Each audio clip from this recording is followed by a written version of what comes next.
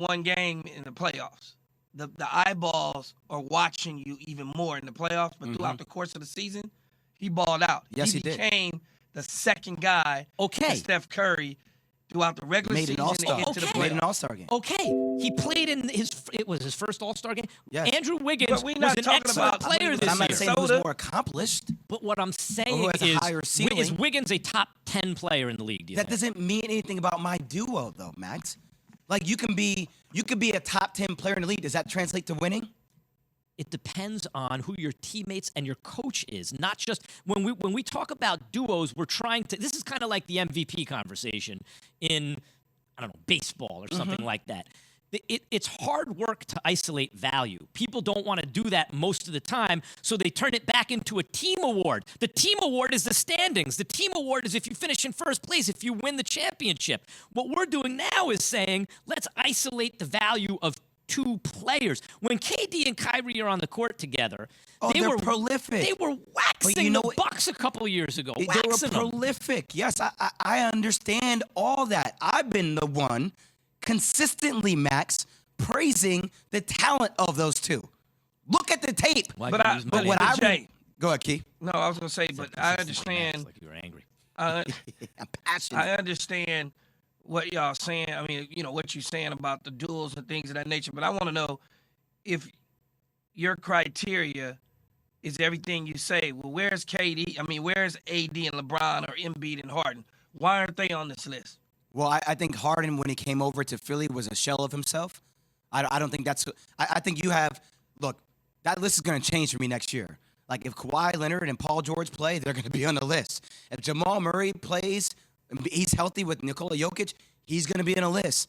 If AD can play more than 40 games, which he has not the past 2 years, he's definitely going to be on the list with LeBron James. So for me, I look at CP3, he played 65 games, Key. I look at Chris Middleton, he played 66 games. Like, they played the majority of the season. That's how I factor into it. I think what a lot of this is really about the league seems to be changing to me. It seems to be, it used to be like if you could get two great players together, it's going to be tough for any other team to beat them, right? Nowadays, the Milwaukee Bucks are a great example. Middleton is excellent. Drew Holiday is excellent.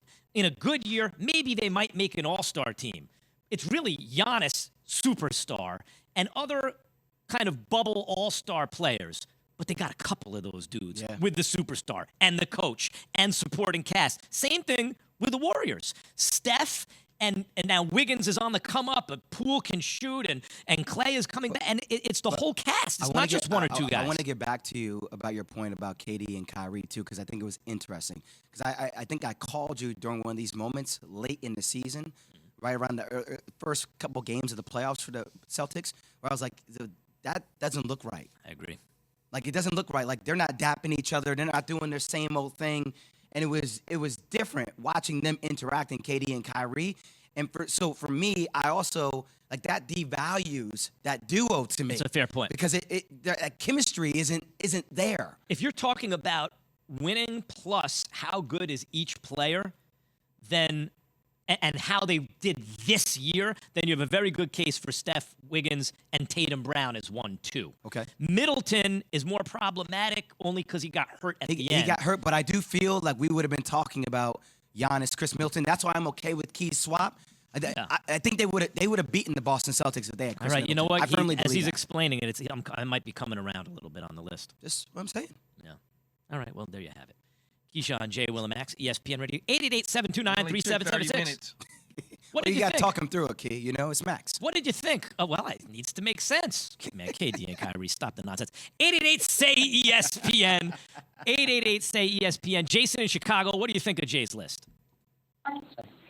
Hey, I was just confused because, Jay, you came from Chicago. I'm surprised you didn't mention DeMar DeRozan and Zach LaVine. You know what I mean? Like, they're the number one seed. DeMar DeRozan was in the MVP contention, but you mentioned the way they play together and reward winning, but you didn't reward DeMar DeRozan and Zach LaVine for, holding up the end of the bargain until injuries hit the team. Yeah, and, that happened.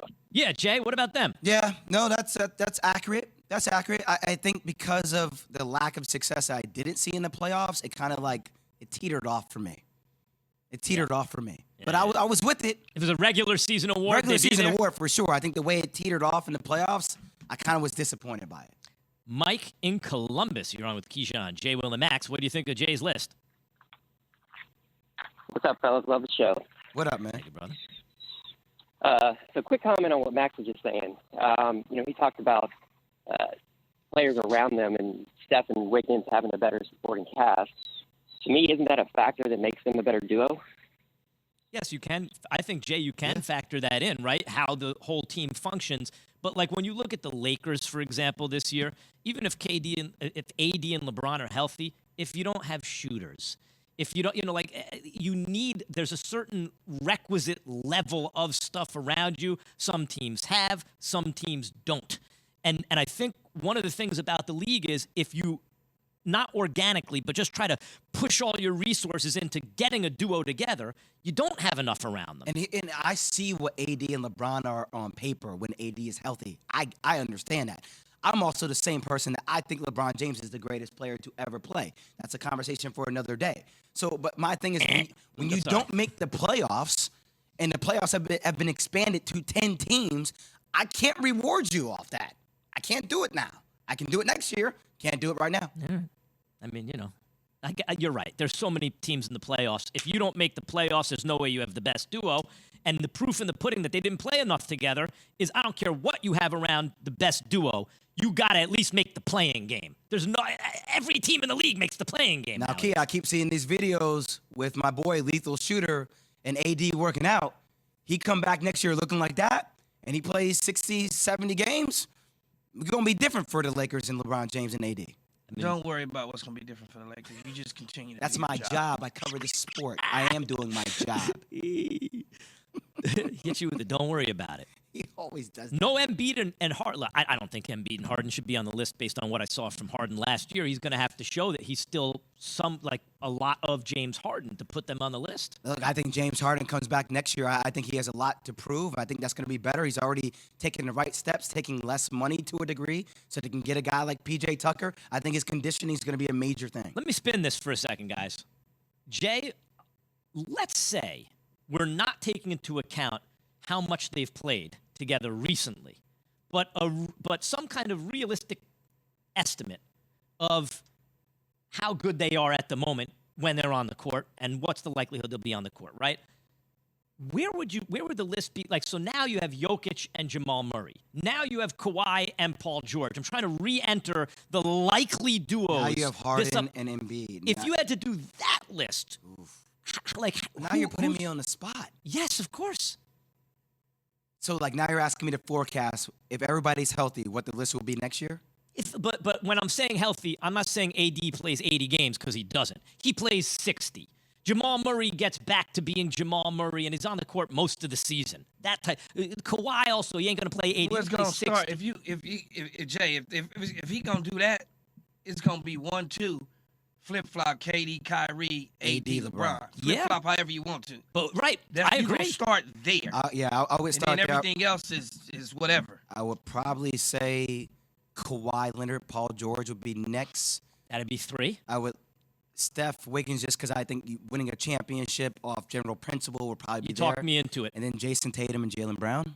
I think that's probably right. I take Jason Tatum and Jaylen Brown out, and I put Middleton and Giannis. Middleton and Giannis. But see, it could be Drew Holiday. Giannis, Middleton. It could be Drew. Like, Middleton, I guess you would take the reason bigger, it ain't Drew, but here's the problem that you got, Max. The reason it's not Drew Holiday is because we seen the Bucks with only Drew Holiday and Giannis. Mm-hmm. We saw that didn't do much. No, it's true. But when Middleton was there, they won a championship. But not without Drew Holiday. Doesn't matter.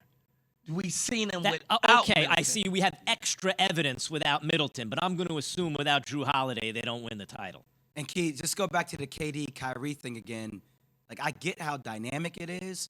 One of the things that I factor into a great duo is the chemistry of that duo, right? Like the fact that chemistry is off, that devalues that duo to me. Even though I know what time it is and I know where it is on paper. No RJ Barrett, most of the duos though, Jay.